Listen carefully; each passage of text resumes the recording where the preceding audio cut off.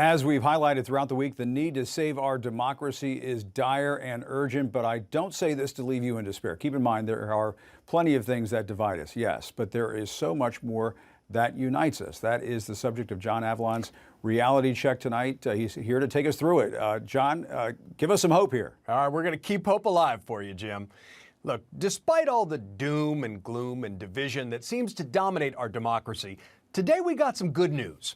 The U.S. economy grew 5.7% last year, despite the drag of the pandemic. Now, that's the fastest since 1984, when Reagan was reelected.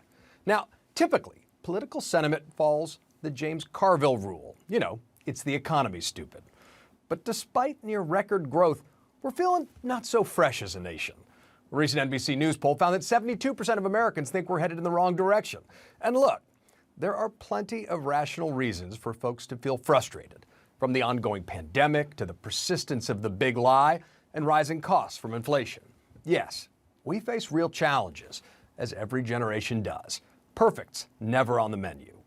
But what if I told you that we are not as deeply, evenly, and hopelessly divided as it feels? Because the truth is, we're not a 50-50 nation on many major issues.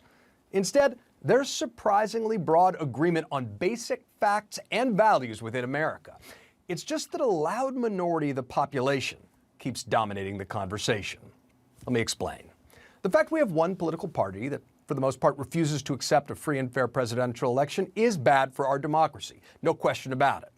But even if 69% of folks who voted for Trump believe the big lie, as a recent Washington Post poll shows, that translates to just 29% of the American people as a whole. That's not an evenly divided nation. Instead, it's evidence of an intense minority who have been indoctrinated by hyper-partisan nonsense. So don't let them gaslight you into thinking you're the crazy ones. They're the odd outliers. Likewise, the persistence of the pandemic affects us all, and it is frustrating to see the Omicron variant so contagious. But the vast majority of hospitalizations and deaths are among the unvaccinated. It's a self-inflicted tragedy. But consider this. 75% of the American people have received at least one dose of the vaccine. That's extraordinary. Now that means that 25% of Americans are still unvaccinated. And according to the Kaiser Family Foundation, they lean 3-1 Republican. Now, it's impossible to say the exact overlap between the 29% of Americans who believe the big lie and the 25% who are still unvaccinated. And these bitter enders do have a negative effect, though, on the overall health of our democracy. We're being held back, held hostage, some might say, by many of their conspiracy theorist beliefs. But there's reason for hope.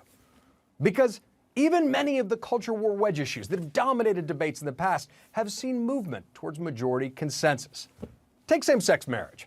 Now, according to the most recent Gallup poll, a record 70% of Americans now believe in equal rights on the issue. That's up from 27% back in 1996. Or marijuana legalization.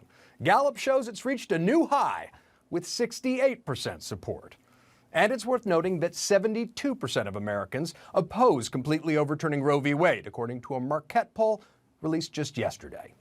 No wonder there's a discomfort with majoritarian democracy among some right-wing hyperpartisans. Look, the divisions we're dealing with are real. But the good news is that we are not as deeply divided as you might think. It's just that the right-wing echo chamber is loud and relentless in its dissemination of disinformation. So don't give up hope. Let's confront the challenges we face with the confidence that comes from knowing that our nation's overcome major obstacles before in the effort to form a more perfect union. And we will again, if we can see our way past all the screamers to build on the considerable common ground that still exists. And that's your reality check. Jim? And John, what is the one thing that can get us going in that direction, do you think? I think we need to emphasize what unites us more than what divides us. I think we need to give people the confidence that they're not alone. I love it. Sounds great. Okay, let's do it. John Thanks, Avlon, thanks very much. We'll be right back.